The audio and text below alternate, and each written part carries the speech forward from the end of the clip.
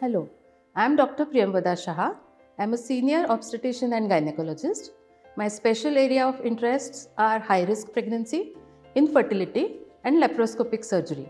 I am currently practicing at Cloudnine Hospital, Pimple, Saudagar, Pune. Let's discuss today a very important topic. If a patient has PCOS and has conceived, is the pregnancy going to be a different pregnancy than a normal pregnancy? Now we all know that PCOD is a effect of chronic anovulation and hormonal imbalance and is often associated with a pre-diabetic condition or insulin resistance.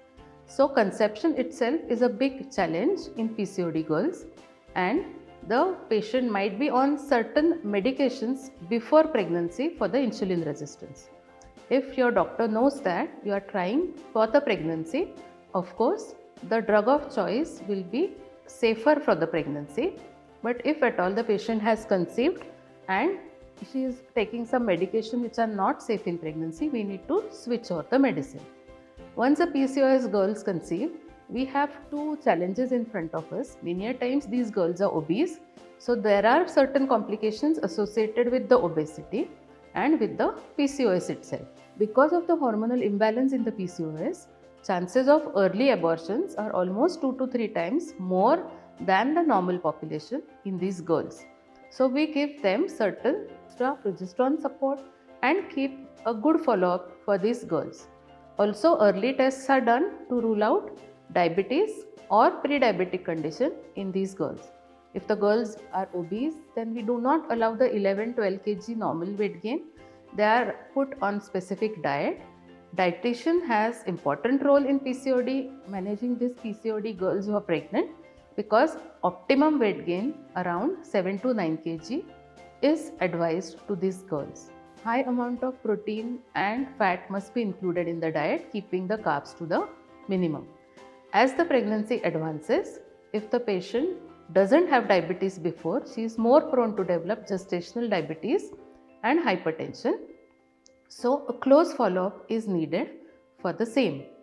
Otherwise, if the patient already has diabetes, a multidisciplinary approach involving physician, dietitian and obstetrician to control her sugar levels and keeping the baby weight optimum is must. Towards the end of the pregnancy, excess fetal surveillance is needed if the patient is obese or has gestational diabetes in the form of ultrasound to keep watch that the baby is not gaining excessive weight or baby is not lagging behind the growth pattern. So for both the conditions, we have to be very careful. As the patient starts third trimester, the chances that she will have additional medical complications are much more, and also long-term complications could occur. During labor, more care is needed if she is obese, especially the chances of cesarian section are more as compared to normal delivery, and anesthesia itself poses lot of challenges in obese girls.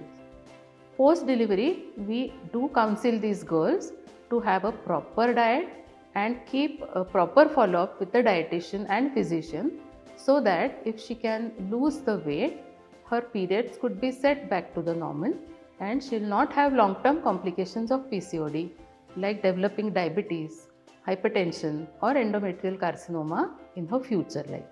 So healthy lifestyle can change or revert this disorder.